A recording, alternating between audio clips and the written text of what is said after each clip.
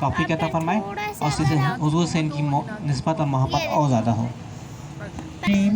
बिस्मिल्लाहिर्रहमानिर्रहीम। वीडियो सही से बनेगी। सुब्हानल्लाहि वल्हम्दुलिल्लाहि वला इलाहा इल्लल्लाहु वल्लाहु अकबर वला हौला वला कुव्वता इल्ला बिल्लाहिल अलिय्यिल अज़ीम। इन्नल्लाहा व मलाइकातहु यसल्लूना अलन नबी या अय्युहल्लज़ीना आमनू सल्लु अलैहि व सल्लिमु तस्लीमा। सल्लल्लाहु तआला अला हबीबिही मुहम्मदिन व आलिहि वसल्लम। मोहतरम महबूब अज़ीमी साहब, तमाम रीजनल निगरान और टाउन निगरान मोहतरमा फ़रा अज़ीमी साहिबा और तमाम मुअज़्ज़िज़ अज़ीमी ख़वातीन व हज़रात, आप सबको मेरी जानिब से अस्सलामु अलैकुम व रहमतुल्लाहि व बरकातुहू।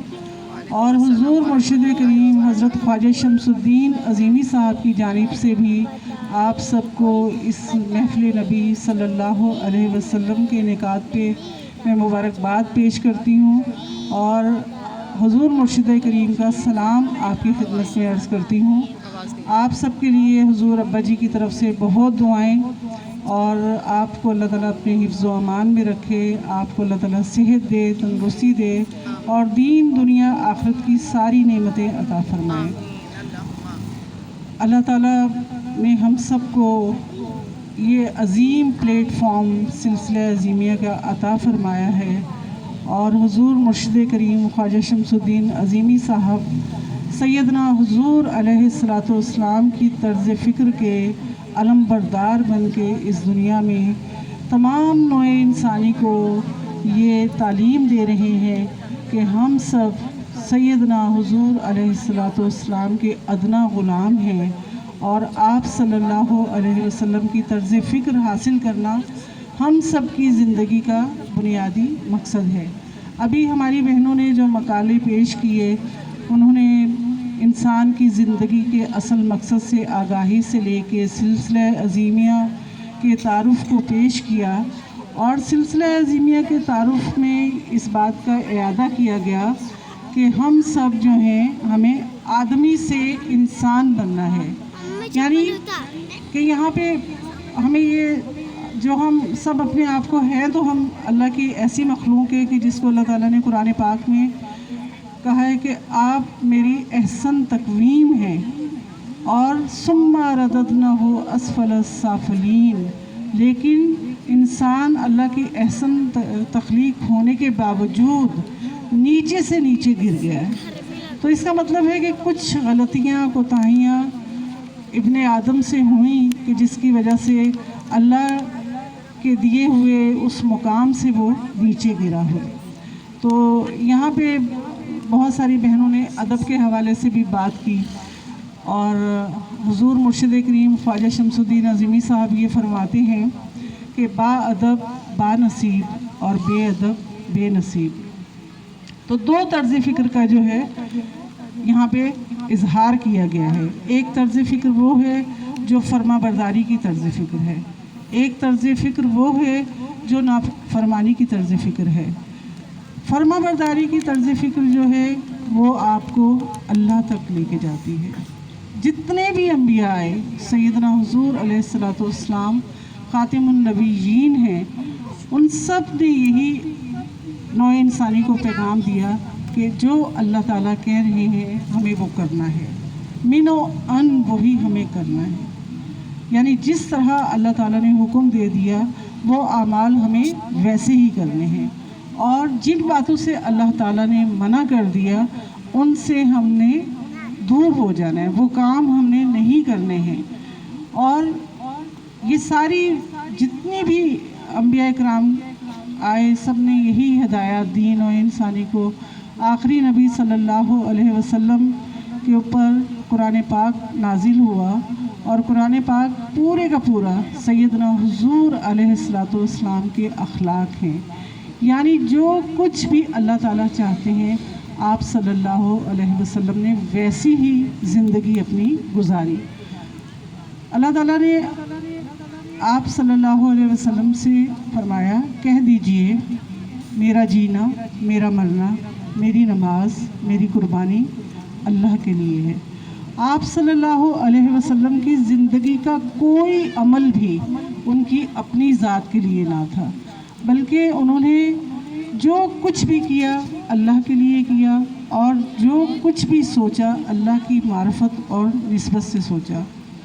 تو اس میں چند باتیں جو ہیں، کیونکہ ظاہر ہے جب ہم سیرت طیبہ صلی اللہ علیہ وسلم کے حوالے سے اللہ تعالیٰ ہمیں توفیق دیتے ہیں، ہم اکٹھے ہوتے ہیں، اور ہمیں کرنا بھی چاہیے، تکرار کرنی چاہیے، بار بار ہم اعادہ کرتے ہیں کہ یا اللہ کہ ہم رسول اللہ صلی اللہ علیہ وسلم کی سیرت طیبہ پہ مکمل طور پہ عمل کریں۔ اور جہاں کہیں ہم سے پورا سال کوتاہی ہو جاتی ہے، جب ہم سب محفلوں میں اکٹھے ہوتے ہیں، تو مقصد یہ ہوتا ہے کہ ہمیں یاد دہانی ہو جاتی ہے، ہاں بھی ہم سے یہ غلطی ہو رہی ہے، ہم یہ عمل نہیں کر رہے ہیں، تو ہمیں یہ کرنا چاہیے۔ تو اس حوالے سے قرآن پاک سے چند حقوق کے حوالے سے جو ہیں آیات ہیں، جس میں والدین کے حوالے سے بھی ہیں اور میاں بیوی کے حوالے سے بھی ہیں۔ تو اللہ تعالیٰ ہم سب کو عمل کرنے کی توفیق عطا فرمائے۔ میں قرآن پاک کے ترجمے کے ساتھ ہی آپ سے بات کرتی ہوں۔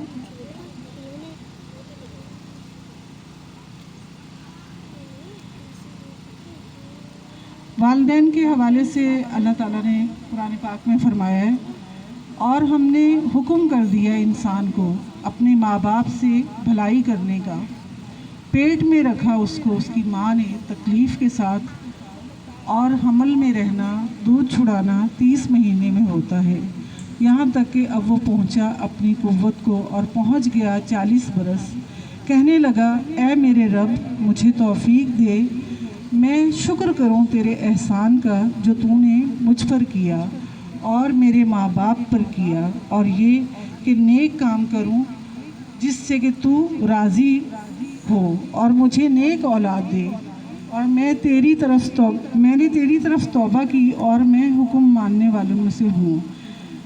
اس کے بعد ایک اور صورت میں اللہ تعالیٰ والدین کے حوالے سے فرما رہے ہیں، اور تیرا پروردگار حکم دے چکا، تم اس کے سوا کسی کی عبادت نہ کرنا، اور تیری موجودگی میں ان میں سے یا ایک یا دونوں بڑھاپے کو پہنچ جائیں تو ان کے آگے اف نہ کرنا، ان کے ساتھ ادب و احترام کے ساتھ بات چیت کرنا، دعا کرتے رہنا کہ میرے پروردگار ان پر ایسے ہی رحم کرنا کہ جیسے انہوں نے میرے بچپن میں میری پرورش کی۔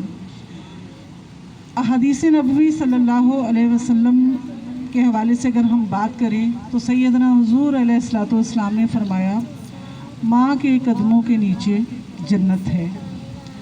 اور ایک مرتبہ ایک صحابی سیدنا حضور علیہ الصلوۃ والسلام کے پاس آئے اور فرمایا حسن سلوک کا ماں اور باپ میں سے زیادہ مستحق کون ہے؟ تو آپ صلی اللہ علیہ وسلم نے جواب میں یہ فرمایا کہ تیری ماں۔ صحابی نے دوسری دفعہ پھر سوال کیا یا رسول اللہ حسن سلوک کا زیادہ مستحق کون ہے ماں اور باپ میں سے؟ تو آپ صلی اللہ علیہ وسلم نے پھر فرمایا تیری ماں۔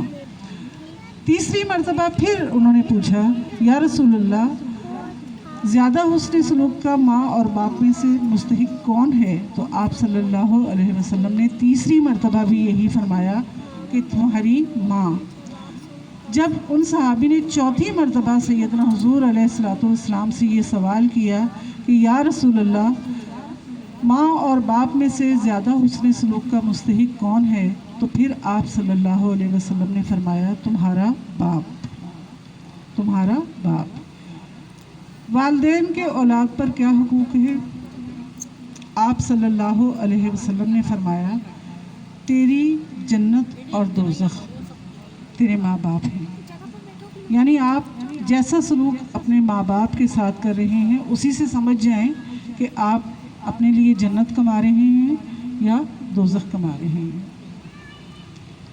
اسی طرح میاں بیوی کے حوالے سے بھی خطبہ حجۃ الوداع میں بھی سیدنا حضور علیہ الصلوۃ والسلام نے خصوصی طور پہ تاکید کی کہ اپنی بیویوں کے ساتھ اچھا سلوک کریں، اور یہ اللہ کے نام پر تم پر حلال کی گئیں، تمہارے نکاح میں دی گئیں۔